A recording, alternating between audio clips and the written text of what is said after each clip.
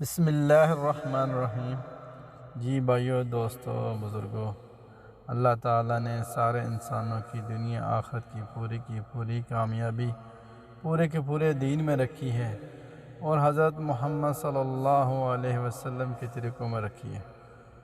جو شخص بھی چاہتا ہے وہ کامیاب ہو جائے، وہ حضرت محمد صلی اللہ علیہ وسلم کے طریقوں کو، ان کی سنتوں کو اپنا مقصد بنا کے چلے تو اللہ تعالیٰ دنیا اور آخرت دونوں میں کامیاب کریں گے۔ نبی پاک صلی اللہ علیہ وسلم نے اپنے امتی کو بہت ساری دعائیں بتائیں، وہ ہر دعا فائدہ دینے والی ہے۔ جن میں سے ایک دعا یہ ہے، جو یہ دعا کا اہتمام کرے گا، صبح فجر کے بعد ایک بار پڑھنی ہے، اور پھر مغرب کے بعد ایک بار، صبح فجر سے مغرب تک جو ایک بار پڑھے گا، 70,000 فرشتے اس کے لیے رحمت کی، مغفرت کی دعا کریں گے۔ اگر اس دوران میں اس شخص کی موت واقع ہو جاتی ہے، پھر شہادت کی موت کا درجہ اور اس کو شہادت کی موت کا ثواب ملے گا۔ اس طرح مغرب سے پھر مغرب کے بعد جو پڑھے گا، مغرب سے فجر تک جتنا وقت ہے، 70,000 فرشتے اس کے لیے مغفرت کی دعا کریں گے اور رحمت کی دعا کریں گے۔ اور اس دوران میں اگر موت واقع ہو جائے تو شہادت کی موت ہوگی۔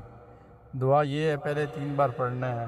اعوذ باللہ السمیع العلیم من الشیطان الرجیم، اعوذ باللہ السمیع العلیم من الشیطان الرجیم، اعوذ باللہ السمیع العلیم من الشیطان الرجیم۔